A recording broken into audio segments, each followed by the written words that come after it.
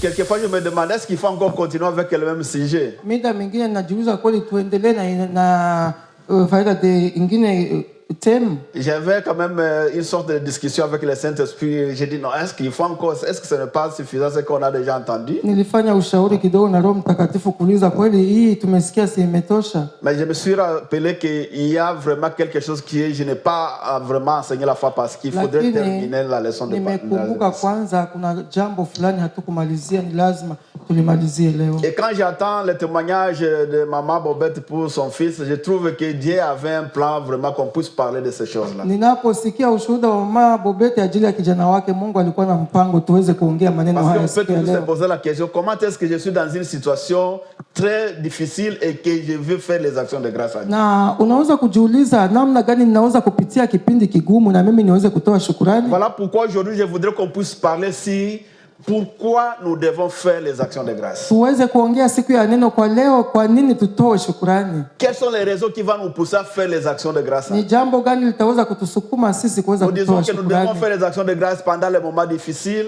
Tunahubiriwa kwamba ni vema tuweze kutoa shukrani wakati wa vipindi vigumu. Pendant les moments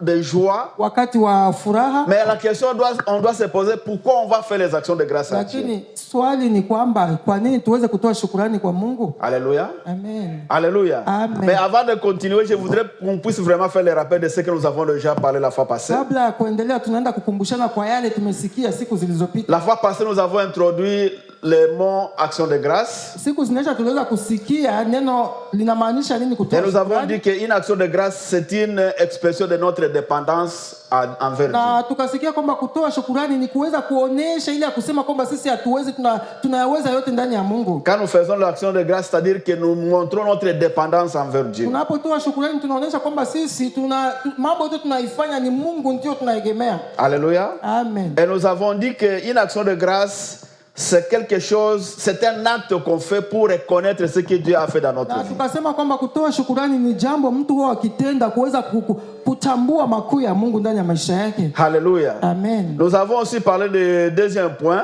Na jambo la pili ni hili tuliongea. Nous avons parlé de sortes d'actions de grâce. Tuweza kuongea ajili ya aina mbalimbali za shukrani. Et nous avons dit qu'il y a 4 sortes d'actions de grâce. Na tukasema kwamba kuna aina 4 za kutoa shukrani. On peut faire une action de grâce à travers une prière. Unaweza kutoa shukrani yako kupitia maombi. On peut faire aussi une action de grâce à partir un chant ou un cantique. Unaweza kutoa shukrani yako kupitia nyimbo. On peut faire aussi une action de grâce à travers un témoignage. Unaweza kutoa shukrani yako kupitia ushuhuda. Et enfin, nous avons dit qu'on fait une action de grâce à travers un sacrifice ou une offrande. Na kwa mwisho tukaongelea kwamba unaweza kutoa shukrani yako kupitia ile shukrani mbalimbali au matoleo. Je voudrais aussi insister quelque chose ici. Lakini ninaenda kukazia leo kusema kwamba ce n'est pas toute la prière qui est une action de grâce. Sio maombi yote ndio shukrani. Ce n'est pas tout témoignage qu'on fait qui est action de grâce. Sio ushuhuda wote ndio unaungana kutoa shukrani. C'est non plus tout chant qu'on chante qu'on fait une action de grâce. Sio nyimbo zote tunatoa wala ni nyimbo za kuweza kumshukuru Mungu. Ce n'est pas chaque offrande que nous donnons que nous faisons l'action de grâce. Sio matoleo yote watu tukitoa hapa ndio shukrani. Toutes ces choses-là, ce sont des cultes que nous rendons. Mambo yote hayo tunaifanya na kwa ni ibada fulani tunamtolea Mungu. Alléluia. Amen. Alléluia. Amen. Il ne faudrait pas qu'on puisse avoir une confusion dans ce sens. Tusiwezi kuwa na mchanganyiko ajili ya hayo mambo. On parle d'une action de grâce. Tunaongelea ajili ya kutoa shukrani. Lorsque on fait un acte. Tunapotoa jambo fulani. Pour reconnaître kuweza kutambua ce que Dieu a fait dans votre vie. Mambo Mungu anaweza kutenda katika maisha yako. Ce que tu veux que Dieu puisse faire dans votre vie. Ama yale mahitaji unahitaji Mungu aweze kutenda ndani ya maisha yako. Alléluia. C'est-à-dire on fait des actions de grâce. Tunatoa shukrani pendant les moments difficiles. Wakati wa vipindi vigumu. Ou pendant les réalisations que nous avons. Hata katika kufanikiwa katika maisha yako. Vous avez réalisé quelque chose dans votre vie. Unapofanikiwa jambo fulani katika maisha yako. Et vous êtes conscient que ce n'est pas par tes propres efforts que tu as réalisé cela. Ndani mwako kwamba sio kwa nguvu zako unaweza kufanikiwa na unaamua kuweza kumtolea Mungu shukrani kama jambo fulani unaweza kutambua mambo ya Mungu kumwambia Mungu kwamba nimefanikiwa hii si kwa nguvu yangu lakini ajili yako. Alléluia. Amen. Nous faisons aussi les actions de grâce tunatoa shukrani comme un acte de la foi, kama kuweza kuonesha imani yetu. C'est-à-dire que vous avez des situations difficiles, unapitia mambo fulani magumu, vous passez dans des moments difficiles, unapitia vipindi vigumu, mais vous trouvez que vous n'avez un autre issue, que votre secours c'est à Dieu seulement. Maintenant tu décides de faire un acte pour montrer à Dieu que je sais que tu es Dieu et tu es au contrôle de ma vie et tu vas faire. Et on fait un acte de grâce. Alléluia. Amen. Est-ce qu'on est ensemble? On est ensemble. Il ne faudrait pas qu'on confonde que lorsque j'ai fait une offrande dans l'église, que j'ai fait une action de grâce. L'action de grâce va avec l'intention que vous avez. Et ça va avec le cœur, avec lequel tu le fais. On peut chanter pour louer Dieu pendant le culte, mais pendant que nous sommes en train de chanter, il y a quelqu'un qui peut chanter comme action de grâce. C'est-à-dire qu'il fait la connexion de ce que Dieu a fait dans sa vie. Il connaît à bénir Dieu à partir de chant. Alléluia. Amen. Est-ce qu'on est ensemble? Et nous avons parlé aussi du troisième point. Quand est-ce que nous devons faire une action de grâce? Et là, nous avons dit, on peut faire les actions de grâce avant les épreuves, pendant les épreuves et après les épreuves. Et nous faisons les actions de grâce continuellement. Alléluia. Amen. Et nous avons posé la question de comment on va maintenant faire une action de grâce. On peut faire une action de grâce à travers la célébration. On peut célébrer comme action de grâce. On peut évoquer le nom du Seigneur par les témoignages. C'est l'action de grâce. Et nous avons dit dans Psaume 116, là on peut aussi le faire publiquement devant tout le monde. Pour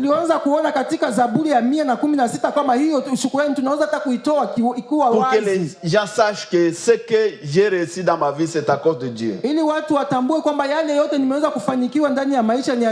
le psaume nous a dit aussi nous devons le faire par notre cœur. Alléluia. Amen. Donc nous devons savoir que nous faisons les actions de grâce de différentes manières. Et la Bible nous dit l'action de grâce peut être par la parole, qui est prière, cantique ou témoignage, mais aussi en œuvre, ce qui est une offrande ou un sacrifice. Alléluia. Ça, ce sont des choses que nous avons enseignées la fois passée. Alors, il y avait un point très important que j'ai pensé qu'il faudrait qu'on puisse parler avant de peut-être entrer dans d'autres choses. C'est ce que nous voulons qu'on puisse prendre quelques minutes pour comprendre pourquoi nous devons faire les actions de grâce. Quelles sont les raisons qui vont nous pousser à faire les actions de grâce à Dieu? Alors, j'ai proposé 5 raisons principales pour que nous puissions faire les actions de grâce. Nous allons dans le livre d'Éphésiens 5, verset 20.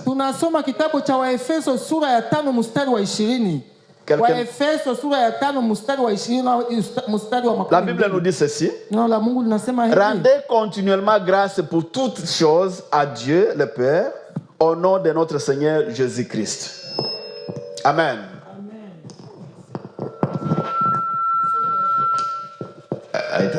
On continue. Amen. Nous disons, la Bible ici nous dit, rendez continuellement. Quand nous voyons ce verbe rendre, la Bible ne dit pas que quand vous faites les actions de grâce. La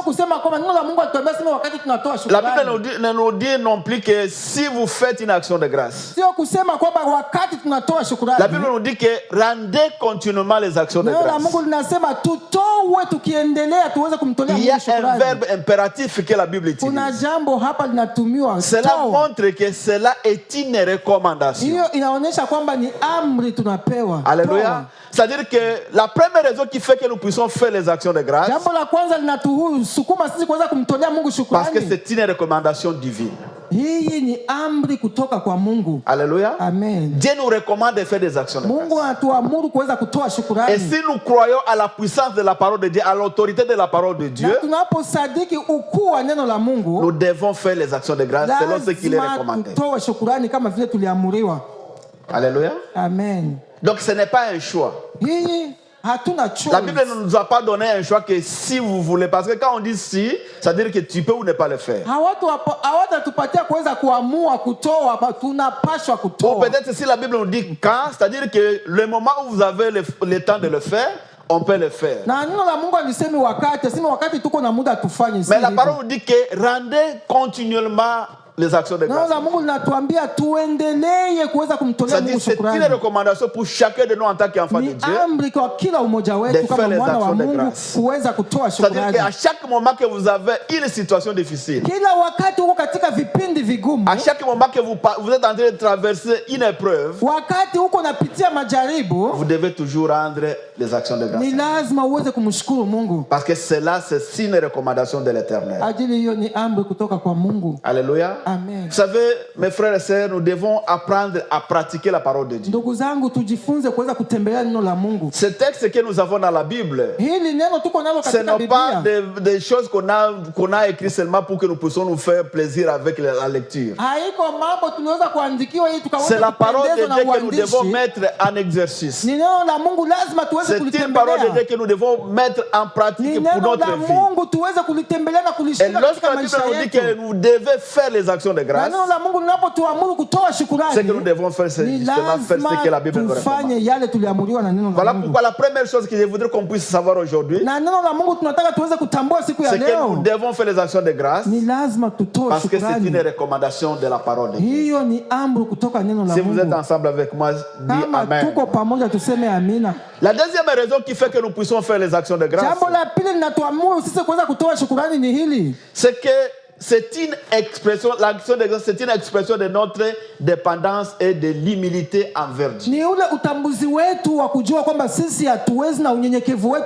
Vous savez, s'il y a des choses qu'en tant qu'enfants de Dieu, nous ne pouvons pas nous vanter, c'est lorsque nous avons des réalisations dans notre vie. Kama ni jambo lenye hatuwezi kujivuna sisi kama wana wa Mungu, ni kama tunapata na mafanikio ndani ya maisha yetu. Quelque chose dans votre vie, kila jambo Mungu ametenda katika maisha yako, ça doit être un sujet de l'obéissance et de l'humilité. Iweze kuwa ni jambo la utiifu na unyenyekevu mbele ya Mungu. Alléluia. Amen. Alléluia. Amen. Quand Dieu a fait quelque chose dans votre vie, Mungu anapotenda jambo ndani ya maisha yako, ce n'est pas pour toi un moment de te vanter ou te montrer que tu es le super des autres. Non. Sio wakati kwao wa kuweza kujivuna na kujionyesha kwamba wewe uko juu ya wote. Lorsque Dieu a fait quelque chose dans votre vie, Mungu anapotenda jambo ndani ya maisha yako, lorsque Dieu te aide à réaliser les choses dans votre vie, Mungu anapokusaidia kuweza kupata mafanikio ndani ya maisha yako, savoir que tu es dépendant de Dieu. Ni kuweza kuonyesha kwamba wewe huwezi lolote pasipo Mungu. Quelqu'un qui fait les actions de grâce, mtu anayetoa shukrani, c'est quelqu'un qui montre à Dieu que je ne suis rien sans toi. Ni mtu anaonyesha Mungu kwamba mimi siwezi lolote pasipo wewe. Même si j'ai fait cette réalisation, j'ai acheté cette bonne voiture, hata kama mimi nimeweza kupata hii mafanikio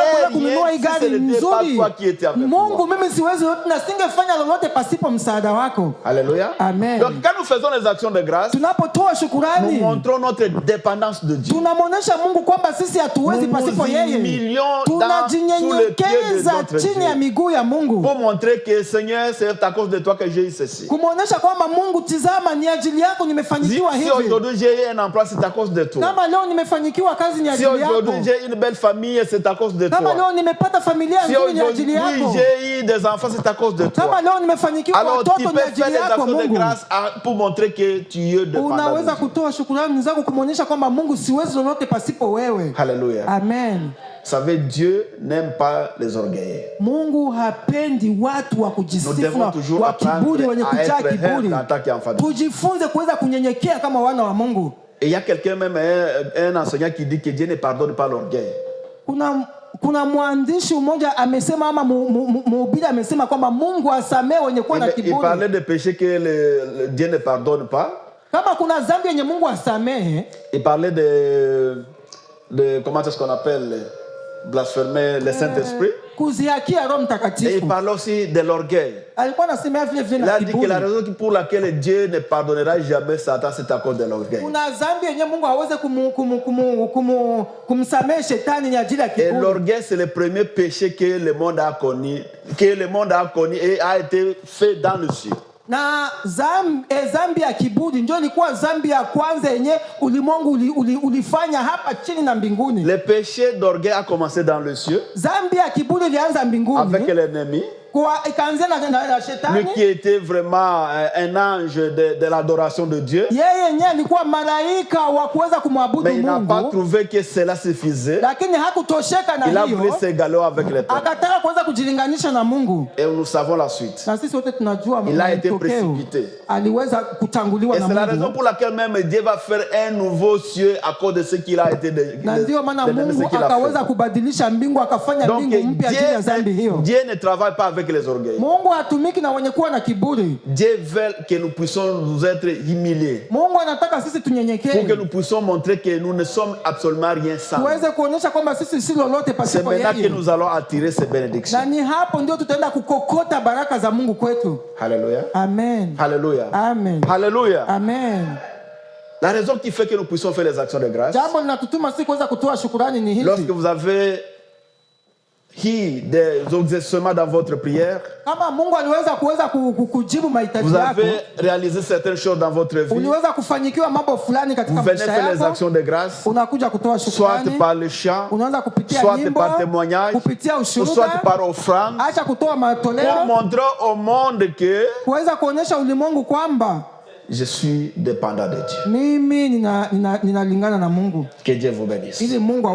Alors nous allons voir la troisième raison qui fait que nous devons faire l'action de grâce. Nous allons lire dans le livre de Jacques, versets 1, 17 à 18.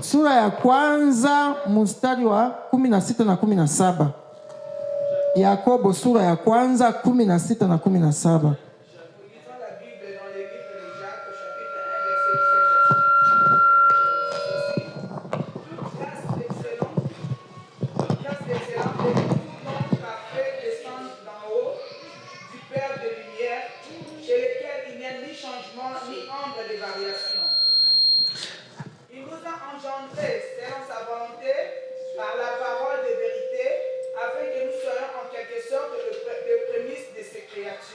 Amen. La troisième raison qui fait que nous devons faire des actions de grâce, c'est pour montrer que Dieu est la source de notre vie. Il est la source de notre bénédiction. Et il est la source de toutes les grâces que nous avons dans notre vie. Parce que tout est grâce. Tout ce que nous avons, c'est pas la grâce de Dieu. Alléluia. Amen. Tout ce que nous avons, c'est pas la grâce de Dieu. Si vous êtes en vie aujourd'hui, c'est pas la grâce de Dieu. Si vous êtes en bonne santé, c'est pas la grâce de Dieu. Si vous êtes aujourd'hui ici en Europe, c'est pas la grâce de Dieu. Alors pour montrer que c'est pas la grâce de Dieu que tu as reçu tout ce que tu as reçu, nous devons faire les actions de grâce. C'est une façon de dire que Seigneur, c'est pas ta grâce que nous sommes ce que nous sommes. Faire une action de grâce, c'est pour montrer à Dieu que si je suis en vie, si j'ai réussi à faire cela, c'est parce que c'est toi qui m'as donné la vie.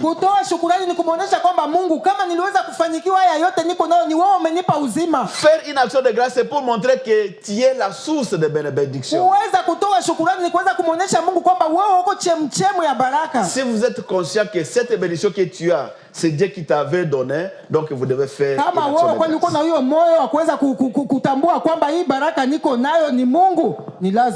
Vous savez, quelquefois nous arrivons à certains moments que nous sommes vraiment égoïstes, à tel enseigne que Dieu nous bénit abondamment, mais nous ne sommes pas reconnaissants à Dieu.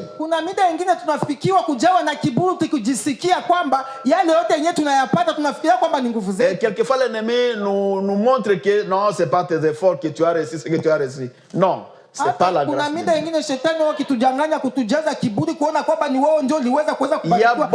Mahali ulipo sivyo. Il y a beaucoup de gens qui sont intelligents plus que toi. Kuna watu wenye kuwa na akili wala elimu kuzidia.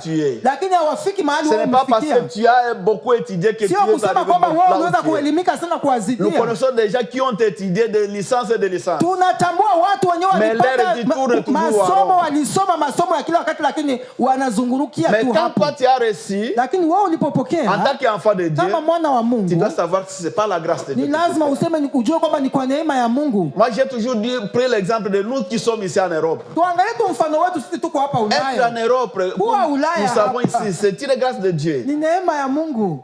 Alléluia. Amen. Quand vous voyez l'histoire des gens qui ont perdu leur vie dans la mer Méditerranéenne, tunajua hadithi ya watu wengi waliweza kupoteza maisha yao katika bahari ya Mediterranean. Les gens ont écrit des livres sur cette situation. Watu waliweza kupoteza, waliandika ajili ya hiyo mambo. Des gens qui ont abandonné leur famille pour chercher à venir ici. Vijana wengi waliachana na familia zao ajili ya kuja kutafuta Ulaya. Alléluia. Amen. Mais il y a des gens qui étaient emportés comme même les bébés. On vous donne, on vous paye le ticket, tu ne sais pas quand est-ce qu'on te met dans l'avion, on te dépose ici, tu arrives ici, on te donne la maison, on te donne tout, et puis tu arrives en Europe, tu penses que Dieu est devenu unaletwa huku, unafikiri kwamba ni akili yako ndio likuleta huku. Et tu arrives en Europe, tu te sens vraiment être citadin, quelqu'un mikiliste, et tu penses que Dieu, il est devenu archaïque. Alafu unajisikia unajawa mabega imepanda. Uko Ulaya mikiliste ujue kwamba ni neema ya Mungu kwa hapa. Amen. Amen. Nous devons reconnaître notre Dieu. La tuweze kutambua makuu ya Mungu. S'il y a des gens qui doivent prier et faire des actions de grâce, c'est nous. Kama kuna watu wenyewe wangelikuwa wanaomba na kumtolea Mungu shukrani, sisi tuko hapa. Imaginez, on parle des millions de gens qui sont morts au Congo. Mamilioni ya watu wanakufa Congo. Je prends l'exemple des Congolais, à part mon frère qui vient du Ghana. Mais le reste ici, combien de nos frères sont morts? Tuangalie mfano wa sisi wa Kongomani, tuache kabila zingine. Wangapi wa ndugu zetu wamefariki? Lakini Mungu amekuchota huko katika hicho kifo na kuleta hapa. Mais arrivé en Europe, tu te sens maintenant, moi je suis nikiliste. Unafika hapa mikiliste. Et tu penses qu'aller à l'église, c'est vraiment pour le vieux, umepandisha kwenda kukanisa tena hapana. Non, c'est une ingratitude. Hiyo ni kukosa shukrani kwa Mungu. Alléluia. Amen. Quand nous faisons les actions de grâce, tunapotoa shukrani, c'est pour dire à Dieu que merci pour cette grâce que tu nous as rendue. C'est pour connaître que tout ce que nous avons, c'est la grâce. Alléluia. Amen. Alléluia. Amen. Avoir des enfants, c'est une grâce. Avoir un mariage qui fonctionne en Europe, c'est une grâce. Amen. Oui. Avoir une famille en Europe, c'est une grâce. Avoir des enfants qui viennent à l'église, c'est une grâce. Combien de fois nous avons prié, nous avons pleurniché dans cette église? Il y a des gens qui sont venus avec les enfants ici, mais ils sont devenus n'importe quoi. Si nous voyons nos enfants sont encore là, ils viennent à l'église, nous avons même les droits de faire les actions de grâce pour la présence. Parce que ce n'est pas facile dans ce pays. Nous vivons dans un monde où l'ennemi contrôle tous les systèmes. Et nous devons être reconnaissants pour dire à Dieu qu'à chaque pas que nous arrivons, nous affranchissons, nous disons merci Seigneur. Donc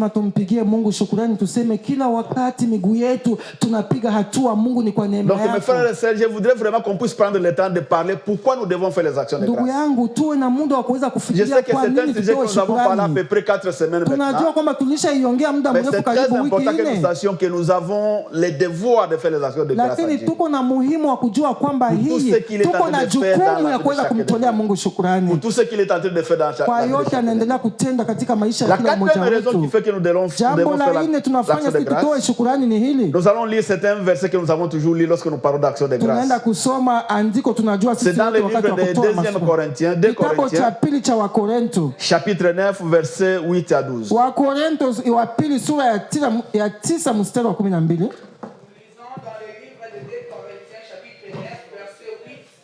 à 12. 8 hadi 12. Wakorintho wa pili sura ya 9 8 hadi 12. Afin que, possédant toujours en toutes choses de quoi satisfaire à tous vos besoins, vous ayez encore en abondance pour toute bonne œuvre, selon qu'il est écrit. Il a fait des largesses, il a donné aux indigents, sa justice subsiste à jamais. C'est lui qui fournit des semences aux semeurs et du pain pour sa nourriture. Oui. Vous fournira et vous multipliera la semence. Il va vous fournir et vous multiplier votre semence, oui. Et il augmentera le fruit de votre justice. Il augmentera le fruit de votre justice. Vous serez de la sorte enrichis à tout égard pour toute espèce de la libéralité. Vous serez enrichis pour tous égards, pour toutes sortes de libéralité. Oui. Qui par notre moyen feront offrir à Dieu des actions de grâce. Car les secours de cette assistance, non seulement pourvoir aux besoins des oui, quand il donne l'action de grâce, non seulement ça va venir pour aider l'Église, mais il est encore une source d'abondance. Mais cette action de grâce-là, c'est une source d'action de grâce. De nombreuses actions de grâce. De nombreuses actions de grâce que tu vas faire à Dieu. Amen. Amen. C'est-à-dire la raison que nous faisons l'action de grâce, c'est établir une chaîne d'approvisionnement et d'abondance qui vient de Dieu. Tunapotoa shukrani ni kusema tuweze kuendelea kuweza kufanya ule muungano na Mungu. Quand nous faisons une action de grâce, nous faisons l'action de grâce. Et si Paul est en train de parler surtout sur les offrandes d'action de grâce. Paulo anaongelea ajili ya kuweza kutoa matoleo ya kutoa shukrani. C'est-à-dire que lorsque nous faisons des offrandes d'action de grâce, tunapotoa matoleo ya kutoa shukrani, nous sommes en train d'établir une chaîne d'approvisionnement de la part de Dieu. Tunaendelea kufanya muungano na Mungu wa kukua chemchemu ya baraka. Et nous sommes en train de non seulement une chaîne d'approvisionnement mais pour l'abondance. Kusema tuweze kupata sio tu hiyo tu kuweza kutia nje lakini kuwa na wingi wa baraka. Qu'est-ce que ça veut dire? Nous avons expliqué beaucoup de fois ces messages, ces chapitres. Tuliweza kuongea mara nyingi ajili ya hii neno. Lorsque nous faisons une action de grâce, tunapotoa shukrani, donc ça suscite que Dieu puisse nous donner encore une autre semence. Inamfanya Mungu tena aendelee tena kuweza kubariki. Et non seulement il donne la semence, il multiplie la semence que nous avons. Anaendelea kubariki tena kwa wingi ile matoleo yetu. Na anapoendelea kutoa malimbuko yetu, pour que nous puissions avoir des récoltes encore en abondance. Kupata mavuno kwa wingi. Et lorsque nous avons des récoltes, tunapopata nous venons encore faire des actions de grâce à Dieu. Kumtolea Mungu shukrani. Et la Bible nous dit ceci. Et lorsque nous faisons des actions de grâce, ça devient maintenant une source. Kama vile ni chemchemi. Qui va faire en sorte que nous ne puissions manquer encore à faire des actions de grâce envers Dieu. C'est-à-dire que nous créons un cercle de bénédiction lorsque nous faisons des actions de grâce. Alléluia. Amen. Alléluia. C'est-à-dire que nous donnons à Dieu, Dieu nous bénit en abondance, et nous recevons la bénédiction de Dieu, et nous venons encore donner à Dieu, et il nous bénit encore, et nous continuons encore à recevoir l'abondance. Donc ça devient une bénédiction action de grâce, une bénédiction action de grâce, une bénédiction action de grâce. Amen. Amen. Je bénis la sœur maman Alice qui a parlé que nous faisons, il a appelé les actions qui amènent la grâce. Aliongea mama Alice kusema kwamba baraka zinaleta neema. Ce sont des actions qui amènent de grâce. C'est-à-dire à chaque fois que tu fais une action de grâce, unapotoa kitendo cha neema, Dieu te bénit. Mungu anakubariki. Et lorsque Dieu te bénit, il ne faut pas rester comme les enfants. Vous savez, les enfants, la maman qui donne la viande, c'est maman qui lui donne la viande. Et maman demande, est-ce que tu veux me donner? Il refuse. Mama anamwambia unaweza kunipatia mtoto na mnyima na mama ndio anampa. Ndio tunafanya hivyo. Dieu nous bénit. Mungu anatubariki. Il te donne un petit emploi. Anakupatia kazi kadogo. Et tu commences comme tu as maintenant des petits argent qui te reçoit. Alafu unapata kale ka loan, tu veux voir donner à l'église. Unakuwa na ule ugumu wa kuja kutoa kanisani. Ça ce n'est pas suffisant pour nous. Hii haitoshi kwangu, unatia nyuma. Tunakuwa kama watoto wadogo. Mais c'est Dieu qui t'a donné cet emploi. Mungu ndio alikupatia hiyo kazi. Mais quand il te demande de venir faire des actions de grâce ou des offrandes, anakuomba uje mtolee shukrani. Comme un bébé tu dis là. Alafu unachukua kama vile mtoto mikono yako unatia nyuma mgongo. Mais si il ferme les robinets. Alafu akifunga hiyo maji nayo kauka, haikaushe. Avoir d'emploi ça ne suffit pas. Kupata kazi haitoshi. Vous savez comment est-ce que c'est difficile de travailler avec les gens qui nous travaillent avec. Unajua sisi wenyewe jinsi vikempa fort arbeit da Il y a des gens qui ont eu des surménages au travail. Il y a des gens qui ont perdu, qui ont décidé de ne pas travailler à cause des situations qu'ils ont obtenues. Mais quand vous faites des actions de grâce, quand vous donnez des offrandes à travers l'argent que vous avez, il y a une protection divine qui vient. Dieu te protège. Alléluia. Amen. Moi j'ai su ce secret-là. Voilà pourquoi, parce que je sais que mon argent que je reçois, il y a une part de Dieu qui est automatique dans le compte de l'église. Et avec ça, ça me donne une assurance. Parce que ce que je vais dire à Dieu dans ma prière, je lui dis, si je manque le travail, tu vas aussi manquer à l'église. Donc tu n'as qu'à faire quelque chose pour mon travail, pour que tu puisses aussi recevoir quelque chose à l'église. C'est ça l'action de grâce. Alléluia. Alléluia. Ce sont les secrets de la parole de Dieu. Ne pensez pas que l'argent que vous recevez de salaire peut être suffisant. Non. Les besoins sont toujours illimités. Il y a toujours besoin, il y en aura toujours les besoins. Mais l'épée que tu donnes à l'église, ça amène la bénédiction de Dieu sur votre vie. Alléluia. Et quand nous disons ces choses, ce n'est pas des campagnes que nous faisons pour l'église. Vous savez, nous ne recevons pas l'argent de l'église. Mais nous devons vous dire la vérité pour que vous puissiez avoir la bénédiction de Dieu. Quelquefois, vous cherchez à aller ailleurs pour chercher des bénédictions de Dieu. Les gens cherchent à aller voir des grands pasteurs pour qu'ils puissent les bénir. Il n'y a pas aucune bénédiction par un serviteur de Dieu pour la bénédiction. La bénédiction dépend des principes de Dieu dans sa vie. Si tu choisis à faire ce que Dieu te dit de le faire, c'est maintenant que tu vas avoir la bénédiction de Dieu. Alléluia. Amen. Si tu veux avoir la bénédiction de Dieu, que tu veux avoir l'abondance puisse continuer. Moi, depuis que j'ai su ce secret-là, je n'ai jamais eu le problème, le souci de travail. Et d'ailleurs, quand je suis au travail, j'ai beaucoup témoigné sur les situations au travail. Parce que j'ai je sais que mon travail, ce n'est pas seulement mon travail, mais ça fait partie de l'œuvre de Dieu. Alors, s'il y a quelqu'un qui veut amener des problèmes sur mon travail, donc il n'a pas affaire à moi. Il a affaire à Dieu lui-même. Donc je n'ai pas le temps de souffrir, de penser pour quelqu'un. Quand je vois que ça vient de trop, j'entre dans ma chambre, je dis papa, il y a quelqu'un qui ne veut pas vraiment me donner la paix. Est-ce que tu peux faire quelque chose pour lui? Et je ne suis pas parlé de paroles, ce sont des choses que j'ai déjà vécues. Il y a des gens qui ont été chassés, ils ont reçu des maladies. Parce que je ne suis pas n'importe qui. Donc je sais les principes de Dieu. Je sais que si je suis au travail et que le salaire que je reçois fait l'œuvre de Dieu, donc Dieu va intervenir, peu importe la situation qui va venir. Parce que ça fait partie de son œuvre.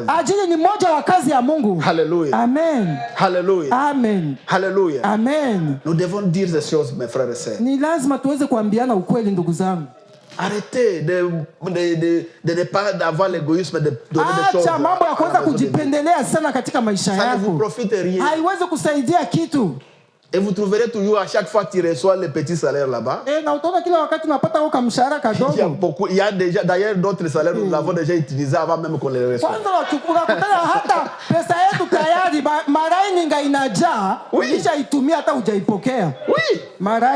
Mais ce que tu donnes dans l'œuvre de Dieu, non seulement tu vas récolter dans le ciel, mais ça va te procurer des bénédictions encore sur la terre. Alléluia. Amen. Alléluia. Amen. Alléluia. Amen. C'est très important, mes frères et sœurs. Nous devons appliquer la parole de Dieu. Nous devons appliquer la parole. Nous avons la responsabilité de vous dire de ces choses. Nous ne les faisons pas pour que nous puissions attirer votre argent ici à l'église. Non. Vous savez très bien que nous sommes ici, c'est pour servir Dieu. Mais nous devons vous montrer les voies de Dieu pour que vous puissiez avoir des bénédictions. Alléluia. Amen. Nous servons un Dieu de principe. Quand il dit que tu fais les actions de grâce, il va encore te donner en abondance. Et lorsqu'il te donne en abondance, c'est votre devoir encore de retourner encore à Dieu, de faire encore l'action de grâce, pour qu'encore tu puisses se multiplier. Donc ça devient une vie d'abondance, une vie d'action de grâce et de bénédiction. Action de grâce et de bénédiction de Dieu.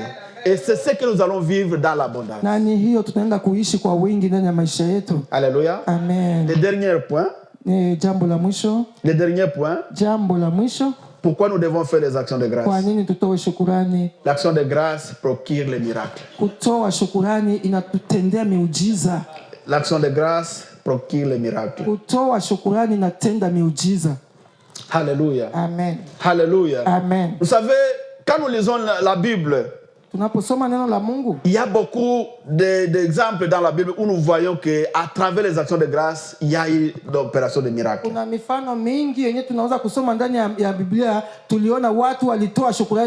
nous lisons dans Actes des Apôtres 16, nous n'allons pas lire 16, 25 à 34. Nous voyons ici Jésus a rendu grâce à Dieu. Il a rendu grâce à Dieu.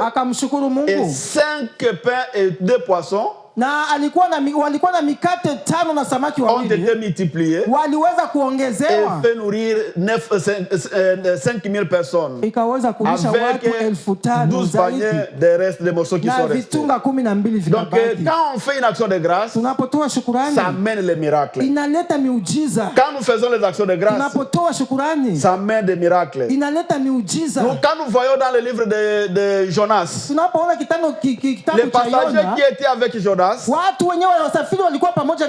décidé de jeter Jonas sur la mer.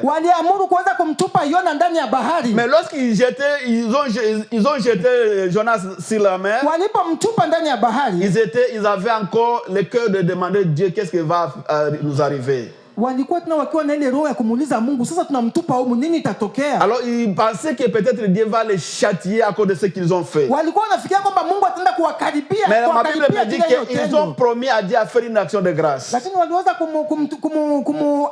lorsqu'ils ont fait une action de grâce, Dieu a envoyé les poissons pour aller prendre Jonas. Les résultats des poissons allaient pour prendre Jonas. C'était la fuite d'une action de grâce que les passagers ont fait. Vous pouvez le voir dans le livre de Jonas, chapitre 1, verset 14 à 17. Quand on fait une action de grâce, Jonas, chapitre 1, verset 14 à 17. Donc, l'action de grâce procure des miracles. Quand nous voyons encore le même livre de Jonas, chapitre 2, verset 1 à 10. Jonas, lorsqu'il était dans le sein du poisson, la Bible nous dit que Jonas a commencé à prier. Quand vous lisez ce chapitre 2, à partir de verset 1 jusqu'à 10, Jonas est en train de prier dans le ventre du poisson. Et non seulement il a prié, Jonas a promis à faire à Dieu une action de grâce. Et lorsque Jonas a décidé a promis Dieu de lui faire une action de grâce, ma Bible me dit que les poissons directement l'ont vomi sur la plage. Alléluia. Mes frères et sœurs, l'action de grâce procure les miracles. Si vous voulez avoir les miracles dans ta vie, ayez l'appétit de faire les actions de grâce. Pendant les moments difficiles, si vous voulez voir les miracles de Dieu, il faut apprendre à faire les actions de grâce. Il faut faire les offrandes des actions de grâce. N'attendez pas que les situations puissent se décanter pour que tu puisses faire les actions de grâce. Jonas était dans le ventre d'un poisson. Il commence à prier, il prie, mais la prière ne suffisait pas. Il a fallu qu'il puisse faire une autre chose. Il a dit à Dieu que je vais te faire, si vous allez me sauver, je vais te faire une action de grâce. Et la Bible dit, juste après avoir promis Dieu la faire l'action de grâce, et Dieu, les poissons l'ont vomi sur la plage. Qu'est-ce que je voudrais dire, mes frères et sœurs? Nous devons vivre selon le principe de la parole. Nous avons besoin de bénédictions. Mais les bénédictions ne viennent pas de l'Est ou de l'Ouest. La bénédiction de Dieu est dans sa parole. Nous devons pratiquer sa parole et mettre la parole en pratique. C'est maintenant que nous allons voir toutes les promesses de Dieu s'accomplir. L'un des principes qui amène la bénédiction dans notre vie, c'est l'action de grâce. Et surtout l'action de grâce que tu fais pendant les moments difficiles. Voilà pourquoi j'ai béni Maman Bobette aujourd'hui avec son frère, son enfant, qui a reconnu qu'il faut faire des actions de grâce. Il a témoigné pour montrer la grandeur de Dieu. Quelquefois, avec notre entendement, on voit, mais ça c'est quoi? Non, ça a des effets dans la vie spirituelle. Dans le monde spirituel, il y a des effets. Il y a des choses qui sont déboulonnées directement. Lorsque tu te lèves devant le monde, pendant que tu es en train de pleurer, et tu viens, tu dis, j'ai fait ça comme action de grâce. Le Dieu qui est de sa parole va faire en sorte que les choses puissent se réaliser. Que Dieu vous bénisse abondamment. Alléluia. Alléluia.